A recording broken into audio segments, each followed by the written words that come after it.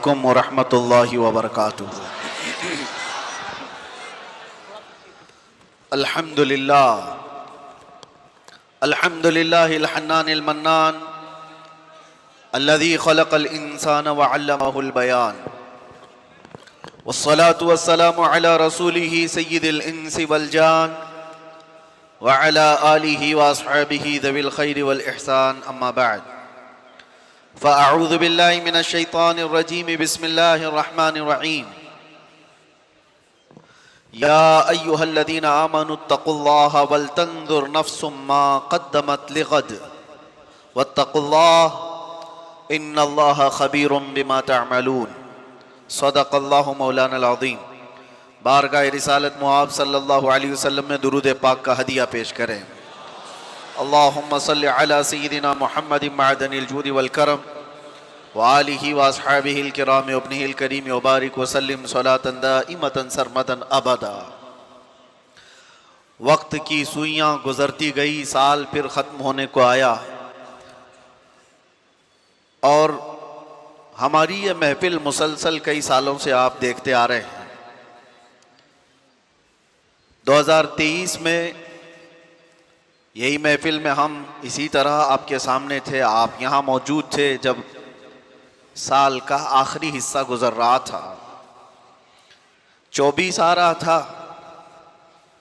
वैसे ही लफ्ज से ही लोग समझ जाते हैं।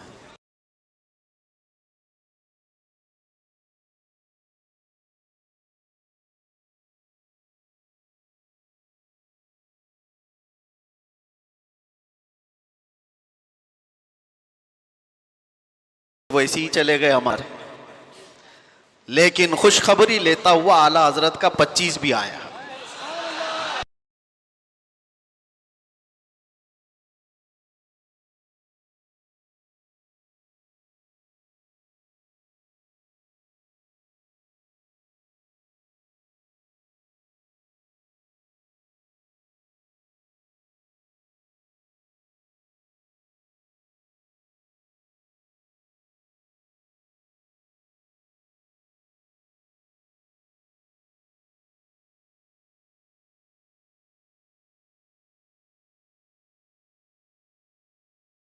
मुख्तसर सा वक्त बाकी है। शमसी साल के एतबार से रात के 12 बजते ही 2026 हमारी जिंदगी में दाखिल हो जाता है। मेरे अजीजों, ख़ास तौर पर आज की जो महफिल हम मुनाकिद करते आए, जिसको 31st नाइट के नाम से आप लोग पहचानते हैं, दुनिया खुराफात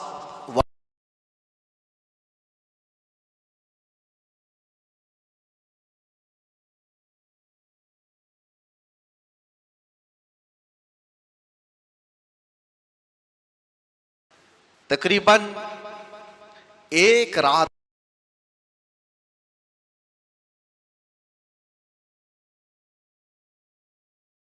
बड़े शहरों की, 4 या 5 शहरों की एक बात बताऊं तो 1500 से 1700 करोड़ की शराब सिर्फ एक रात में पी गई थी। उससे ज्यादा भी आंकड़े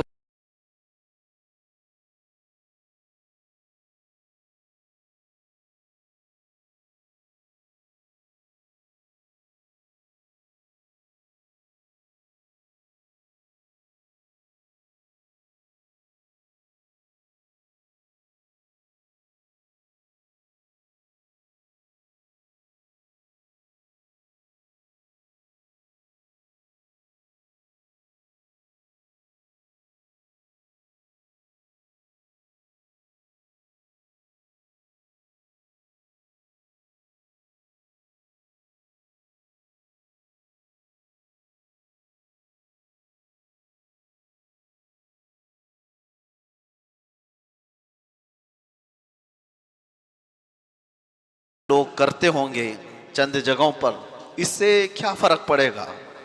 मेरे अजीजों, कभी भी इस बात की तरफ नहीं जाना कि क्या फर्क पड़ता है। हमेशा याद रखना, इनकलाब किसी एक से भी आ सकता है। बहुत ज्यादा तादाद की जरूरत नहीं होती, कभी छोटा सा वक्त बहुत बड़ा इनकलाब लाता है। तो हम मायूस नहीं होते। मैंने काफी साल पहले एक हिकायत पढ़ी थी जिसमें एक बंदे के बारे में मशहूर था, वो जितना कमाता था शराब के लिए इस्तेमाल करता था, पैसे पूरे शराब के लिए इस्तेमाल करता था। और उसके बाद या तो फिर किसी तवाइफ के घर पर, यह उसका काम था। लेकिन जानते हो, इंतकाल हुआ तो वक्त के जो बड़े कुतुब थे उन्होंने उसका जनाजा पढ़ाया। हैरत की बात है। और उन्होंने दुआ की, कहा दुनिया जानती थी ये शराब अपने पैसों से खरीदता था, तवाइफ के अड्डों पर जाता था, और उसके लिए इतने बड़े बुजुर्ग ने दुआ की। उनसे लोगों ने आकर के सवाल किया, क्या आप जानते हैं उस शख्स को? लोगों में वो मशहूर है सारी चीजें। तो उन्होंने कहा मैं बहुत अच्छी तरह से जानता हूं, जब भी नमाज मैंने पढ़ाई। कहा जाकर के पूछो, उसकी जिंदगी का राज उसकी बीवी जानती है। उसकी खातून से पूछ लेना। उसकी बीवी से लोग, जो जिम्मेदार लोग थे, आकर के पूछते हैं कि तेरा शोहर कैसा था? दुनिया में तो मशहूर है वो शराबी था और तवाइफ के अड्डों पर जाता था। उसने कहा यह गलत फहमी है, तुमने उसका जाहिर देखा। मेरे शोहर ने जिंदगी भर एक कतरा भी शराब को जुबान से नहीं लगाया। कहा ये तो सारे लोगों ने आंखों से देखा है उसको, और फिर वो बाजार में भी जाता था, इसका क्या है? उस खातून ने कहा मैं अपने शोहर को अच्छी तरह से जानती हूं, जिंदगी भर कभी उसकी तहज्जुद नहीं छूटी। लेकिन जो मामला तुम जान रहे हो मैं उसकी तफसील बताती हूं। मेरे शोहर हमारे घर का मुख्तसर खर्चा रखकर अपनी कमाई का पूरा हिस्सा जाकर शराब खरीदता था।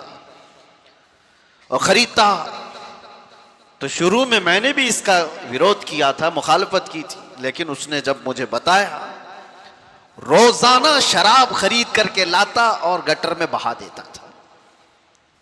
और उसके बाद कुछ पैसे बचाए होते किसी बाजार में जाता और रात भर के किसी को पैसे देकर के उसकी चौखट पर बैठ जाता ताकि दूसरा कोई आ ना सके।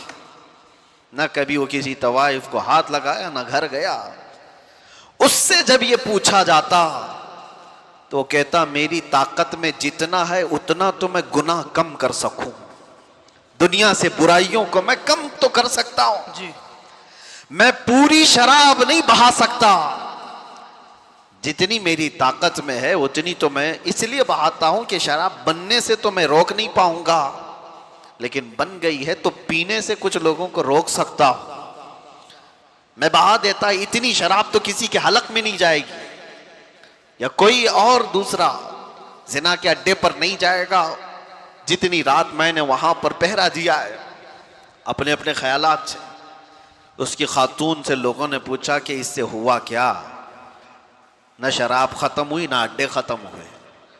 कहा एक बात याद रखो, हर इंसान को अल्लाह ने उसकी जिंदगी के इस्तिताअत के मुताबिक अमल का हुक्म दिया है, पूरी दुनिया का नहीं। जितनी ताकत है, जितनी उसकी हैसियत है, उतना अमल का हुक्म दिया। उसने अपनी ताकत के मुताबिक अमल किया और दुनिया में ही तुमने देख लिया कि उसके जनाजे पर वक्त का कुतुब नमाज के लिए आया। सुभान अल्लाह। आखिरत में जो उसकी इज्जत होगी वो अल्लाह के यहाँ है। मैं ये समझता हूं मेरे अजीजों, होंगे हजारों अय्याशी के अड्डे, उनमें एक जिक्र की महफिल भी हमारे लिए जिला बख्शने के लिए काफी है। बेशक बेशक। इतना तो है कि ये वो हसीन नौजवान हैं जिनको आज रातें अपनी तरफ बुला रही होंगी। बहुत सारे पटाखे उड़ाने वाले हैं, आज की रात ऐश और इशरत में गुजारने वाले, इनके भी दोस्तों अहबाब होंगे, लेकिन करम उस रब्बे जुल जलाल का, तुम्हें उसने बाजारों की जीनत बनने की बजाय अपने घर का मेहमान बना रखा है। सुभान अल्लाह। और रात के वक्त जब कभी कोई अपने घर बुलाता है ना, तो वो कोई खास ही होता है। रात के वक्त जब कोई अपने घर में बुलाता है जी, जी। तो खास लोगों को बुलाया जाता है। हर किसी को रात के वक्त कौन बुलाता है? और यहां मुंबई में रात के 12 बजे कोई मस्जिद में इतनी भीड़, मुंबई जैसे शहर में जहां गुनाहों की सुबह होती है शाम के बाद, यहां दिन तुलू होता है गुनाहों का रात शुरू होते ही। लेकिन इन तारीख रातों में इन नौजवानों ने इस मस्जिद को जो खचाखच भर दिया है, ये तुम्हारी अपनी ताकत नहीं, ये रब्बे जुल जलाल ने रात के इस हिस्से में तुम्हें अपने घर का मेहमान बनाया है। और सुनो हदीस पाक, मेरे आका सल्लल्लाहु अलैहि वसल्लम फरमाते हैं, जब रब तबारक व तआला किसी के साथ भलाई का इरादा फरमाता है तो उसे अपने मस्जिद का रास्ता दिखा देता है। तो ये यकीन हो गया कि यहां जितने आए हैं उनके साथ अल्लाह ने भलाई का इरादा किया है। और आने के बाद जाने से पहले रब्बे जुल जलाल से इतना अर्ज कर देना कि मौला, मैं अपनी ताकत और इस्तिताअत से नहीं आया था, तेरे बुलावे से आया। तूने बुलाया, तेरे बुलावे और फजल पे आया। अब मेरे मांगने से मुझे आखिरत में जन्नत अता करते हैं। मांगने पर अल्लाह तबारक व तआला राजी होता है। अज़ीज़ान गिरामी, हजारों महफिलें जिस तरह की भी हो रही हों बाहर, ऐशो इशरत की, कौन कौन सी पार्टियां हो रही होंगी, लेकिन हर वो पार्टी जो गुनाहों की सेज पर सजाई जाती है, धब्बे छोड़ करके जाती है, जख्म छोड़ कर जाती है। जिंदगी के उन लम्हात को जिसने बर्बाद किया है, मैं आज इसी पर गुफ्तगू करना चाहूंगा। मैंने आयत भी आपके सामने सूरह हश्र की ये तिलावत की। अल्लाह ताला फरमाता है, या अय्युहल्लज़ीना आमनु तक़ुल्लाह वल तंजुर नफ्सुम मा क़द्दमत लिग़द। ऐ ईमान वालो, अल्लाह से डरो और देखो कि क़यामत के लिए तुमने क्या भेजा है, तुम क्या इन्वेस्ट किए हो इस दुनिया में। आज तुम्हारे पास वक्त है, तुम आगे के लिए अपने वक्त में क्या काम कर चुके हो, ये कुरान तुम्हें झिझोड़ कर कह रहा है। ऐ नौजवानों, मैं आपको बताऊं, अल्लाह के रसूल सल्लल्लाहु तआला अलैहि वसल्लम फरमाते हैं कि दो नियामतें ऐसी हैं जिसमें अक्सर लोग खसारे में रहते हैं। अक्सर लोग दो नियामतों में ये खसारे में होते हैं, या इससे जाहिल होते हैं, या इससे गफलत बरतते हैं। वो दो नियामतें क्या है? हदीस पाक रसूल करीम सल्लल्लाहु अलैहि वसल्लम फरमाते हैं, अस्सिहतु वल फरागा। सेहत जो अल्लाह ने तुम्हें तंदुरुस्ती दी है, ये एक नेमत, इसको आदमी हल्के में लेता है। दूसरी वक्त की नेमत, जो वक्त तुम्हें आज दिया गया है, ये वक्त जैसी गुजरता है वापस कभी नहीं आता, कभी नहीं आता। हज़रत अनस बिन मालिक रज़ियल्लाहु तआला अन्हु से एक हदीस है। अल्लाह के रसूल सल्लल्लाहु तआला अलैहि वसल्लम इरशाद फरमाते हैं, लैसा मिन यौमिन याती अला इब्न आदम। कोई दिन ऐसा नहीं कि इंसान पर जब दिन आता है, दिन शुरू होता है, इल्ला व युनादी बिही, मगर ये कि उसको रोज पुकारता है। दिन जैसे ही शुरू हुआ, इंसान से कहता है, ए बनी आदम, ए बनी आदम, मैं नया दिन हूं तेरे लिए, इन्नी खल्कुन जदीद, मैं नया दिन हूं तेरे लिए, और तू आज जो कुछ भी करेगा क़यामत के दिन मैं तेरी गवाही देने वाला हूं। रोजाना हर दिन हमारी जिंदगी में ये कहता है। और हुजूर फरमाते हैं, रात भी यही कहती है। जैसी रात तुलू होती है, इंसान से वो कहती है, ए बनी आदम, मैं नई रात हूं तेरी जिंदगी में। ये आज जो रात है, ये क्या पहले कभी आई थी आपकी जिंदगी में? आज 31 दिसंबर 2025, या इससे पहले कभी आया था ये दिन? गुजर जाने के बाद कभी और आएगा? नहीं आएगा। गया वक्त फिर हाथ आता नहीं, सदा दौर दौरा दिखाता नहीं। दो नियामतें जिसमें अक्सर लोग खसारे में हैं, वो ये दो नियामतें हैं अल्लाह की दी हुई, सेहत और वक्त। और वक्त को बर्बाद करने वाले वो लोग हैं जो अय्याशियों में आज मुब्तला हैं। वक्त को जिन्होंने गनीमत नहीं समझा, हमने जिंदगी में भी बहुत सारे ऐसे लोगों को तड़पते हुए देखा है। ऐ नौजवानों, जरा बूढ़ों से पूछ लो उनकी जवानी का कैसा आज उनको जवानी का वक्त जो गुजरा है उनको आज कैसा परेशान करता है वक्त, कि काश हम ये कर लिए होते, काश हम ये कर लिए होते। बुढ़ापा पूरा काश में गुजर जाता है, क्योंकि वो वापस किसी ने आज तक जवानी पलटा कर नहीं दी। एक बात याद रखो कि जो वक्त हमसे गुजर रहा है, नौजवान बच्चों से खास तौर पर, कि अल्लाह ताला ने बहुत बड़ी नेमत तुम्हें अता की। और एक हदीस में आपको सुनाऊं, अल्लाह के रसूल सल्लल्लाहु अलैहि वसल्लम फरमाते हैं, इग़्तनिम खम्सन क़ब्ल खम्सिन, 5 चीजों को 5 चीजों से पहले गनीमत जानो। वो 5 चीजें क्या हैं? हुजूर पाक सल्लल्लाहु तआला अलैहि वसल्लम फरमाते हैं, शबाबक क़ब्ल हरमिक, तुम्हारी जवानी को गनीमत समझो, बुढ़ापा आने से पहले है। बुढ़ापा वो नहीं कर पाएगा जो जवानी करती है। हुजूर फरमाते हैं, सेहतक क़ब्ल सक़मिक, तुम्हारी जो तंदुरुस्ती है इसको गनीमत जानो बीमार होने से पहले। कभी हाथ उठाकर देखो, कभी पैर चलते हुए देखो तो अल्लाह का शुक्र करो कि मौला हाथ सलामत है चल रहा है, पैर सलामत है चल रहे हैं। आंखों से आज देख रहे हो, कितने ऐसे हैं जिनकी आंखें चली गई, उनको काला और सफेद भी नहीं मालूम, दिन और रात के बदलते हुए उजाले और अंधेरियां कुछ नहीं खबर। मेरे अजीजों, दांत सलामत हैं, खा पा रहे हो। उन लोगों से पूछो जिनसे रोटी का एक लुकमा भी अंदर नहीं जाता। सेहत अल्लाह ताला ने जो तुम्हें दिया है। मैं कैंसर हॉस्पिटल विजिट किया करता था अपने नौजवानों के साथ हर साल मीलाद मुस्तफ़ा सल्लल्लाहु अलैहि वसल्लम के मौके पर। एक बार एक मरीज को मैं देख रहा था जो कैंसर में मुब्तला है, कभी आप भी जाकर उनको देखना। कई किस्म के नासूर उनके जिस्म को तबाह कर चुके हैं, कीमो करवाते हुए लोग, तड़पते हुए लोग जिस्मों के लिए। एक मरीज आज भी मुझे याद आता है, गर्दन में कोई फोड़ी हुई थी कैंसर की, जिसकी वजह से तकिया पूरा खून से भर जाता था और उसको कई मर्तबा ऑपरेशन किया गया, फिर वापस। लेकिन मसला यह है कि वो बड़ी उम्र का नहीं था, 40 से 42 साल का था। उसकी एक बात मुझे याद आती, जाते ही रोने लगा। सारे लोग रोते हैं बीमारियों में, कहते दुआ कीजिए इससे नजात मिल जाए, दुआ तो करते हैं।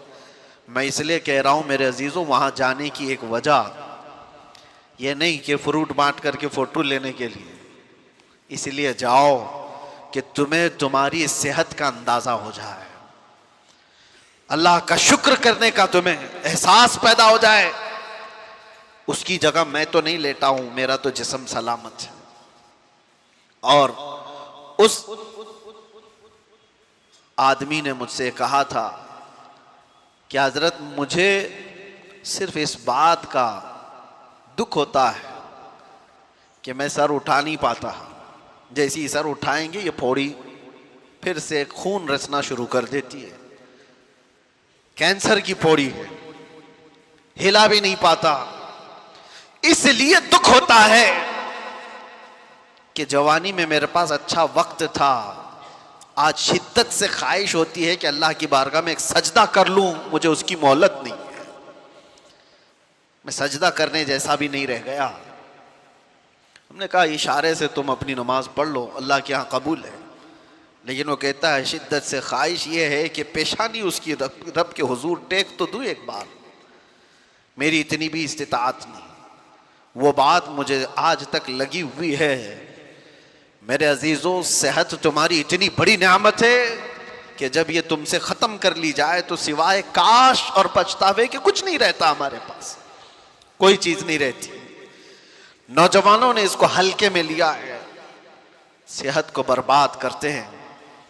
और नबी करीम सल्लल्लाहु तआला अलैहि वसल्लम ने तीसरी चीज़ क्या फरमाई?